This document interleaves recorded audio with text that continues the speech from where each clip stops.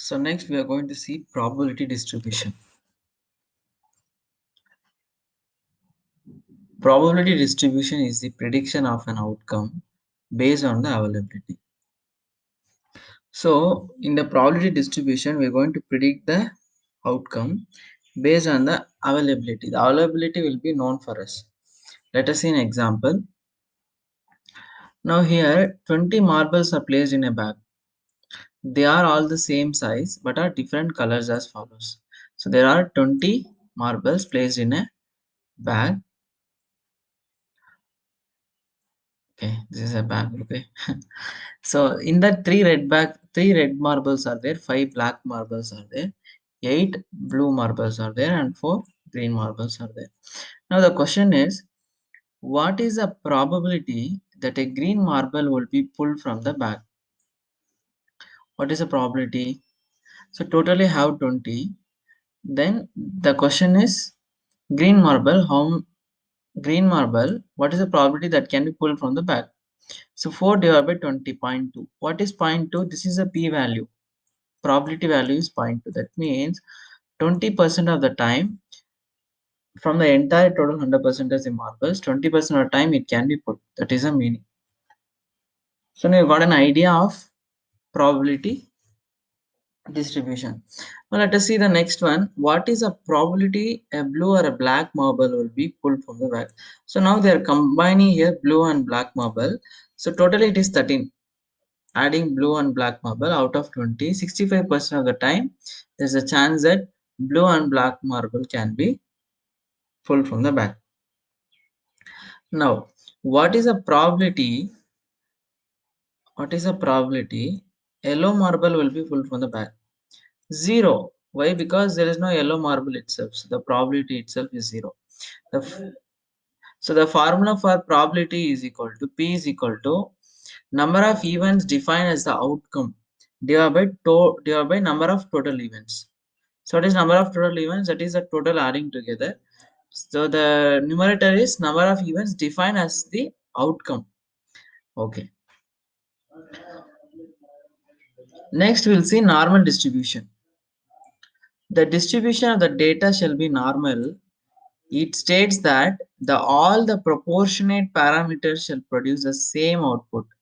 That means, say you are producing this diameter 4 plus or minus 1 mm. Example, I am giving the drawing specification. So your process should be fine-tuned to produce a mean. Here in this case, I am telling drawing mean. That means if you see in the histogram, maximum frequency should be 4. There can be a little bit variation at the positive and negative side. Therefore, it forms a normal distribution curve. Now, what they're telling is, apart from the specific drawing specification, the process shall produce the same output. Suppose your process is producing 3. So every time it should produce 3 only. That means all the proportion parameter which is reasonable to produce 3 is fine tuned. The specification of the parameter fine tuned to produce always 3. Then little bit distribution will happen towards positive and negative side. Then we can say it is a normal distribution. Now, for example, all the parameters are fine-tuned to produce 4 as a requirement from the dimension 4 plus or minus 1 So now got an idea what is normal distribution. Now let us see types of distribution. So the first one will be normal distribution. It looks like this. This means the center, the middle one will be the maximum frequency, and these are due to some chance causes little bit variation it is producing, the data is falling towards positive side and negative side. Therefore you can form a normal distribution curve or bell curve. Coming to the bimodal distribution, it is something like that. The data are skewed towards right side and left side. This is called random distribution, where there is no specified outcome that the process is producing only one data. Here, maximum frequency, the data is producing many other dimension. Then that means your many parameters working to produce different dimension. It is not fine tuned to produce only one dimension. So this is a random distribution. Then this is skewed distribution. What is skewed distribution? It is skewed towards one side. Here it is skewed towards left side or negative side. Okay. Okay. Normal distribution is also called as Gaussian distribution. We call it as a bell curve. Let us see that. Now, this is how the this is how the normal distribution curve will look like. So the meaning here is maximum the process is producing one dimension, and because of some other variation it can produce a little bit towards positive side and negative side. So therefore what we call as this particular from the process mean for plus 1 sigma and minus 1 sigma, what happens, 68.3 percentage of the population will lie. Okay, then plus 2 sigma and minus 2 sigma, 95.5 percentage population will lie, and rest plus 3 sigma and minus 3 sigma, we can say this as totally 6 sigma, 6 times the standard deviation, 99.7 percentage population will lie. So this is how the normal distribution curve is distributed to the population. Now, so in keeping the reference of normal distribution, what is a p-value? Now you got an idea of what is generally a probability means in the previous example.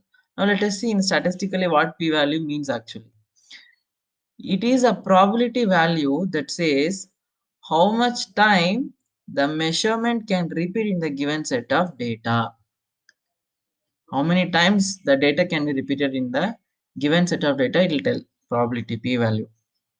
Now, say for example, we are measuring a dimension and considering 95 percentage confidence interval of the population. Below are the examples of the p-value. So what is 95% confidence interval? Now we are taking 95%. Now here 95.5% is there.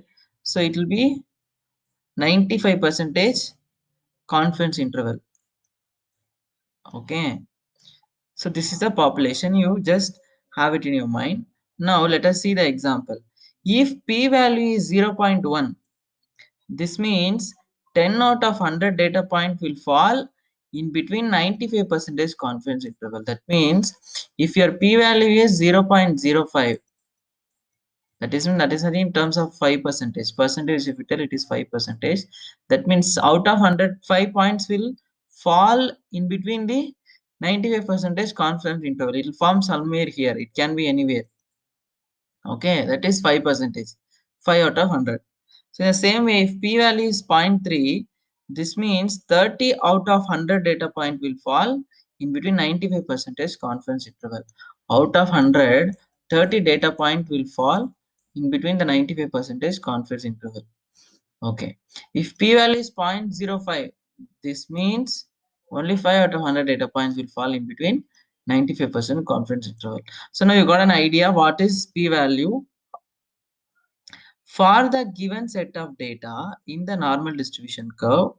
95 percentage of the population will cover within plus or minus 1.906 times the sigma from the mean. That's what they're telling. See, from the mean, positive 1.960, 1.960 sigma, negative 1.960 sigma is the 95 percentage confidence interval. So means at least 95% of the population we shall cover, and the data point should fall between at least 95 percentage.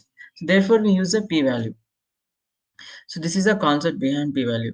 Everyone are telling p-value should be more than 0.05, 0.05 all. So really many people don't know what is p-value.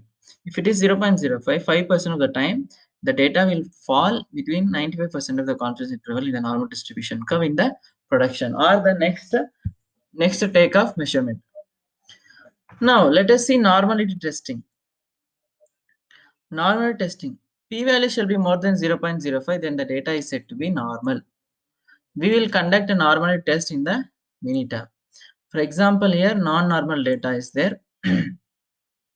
So this is the non-normal data, means that the distribution of data is not good. Okay, it is not normal. How we can conclude with the doing normal testing? Let us see. We can do normal testing in the Minitab. Then we will get a p-value. Now if you see it is less than 0.005, that means you can predict the next value where it will fall. It means the data is not continuous, it is not normal. So this is your mean of the given data, standard deviation. This is a sample, this is an Anderson-Darling test. It's an Anderson-Darling area. Okay. So this says the data is normal because the p-value is less than 0.005. What is the meaning of this? We cannot predict the next data where it will fall. It can fall anywhere. So that's the meaning here. It is not normal. Okay. Now let us see one more data. It's a normal data where the p-value is 0.651. What is the meaning of 0.651? 65% percentage of the time, 65% of the time, the next set of data will, not data, it is data. The next set of data will fall in between 95% confidence interval. It can be this 95% confidence interval. Okay. Now, so before going to correlation, let us do an example in Minitab for normality testing.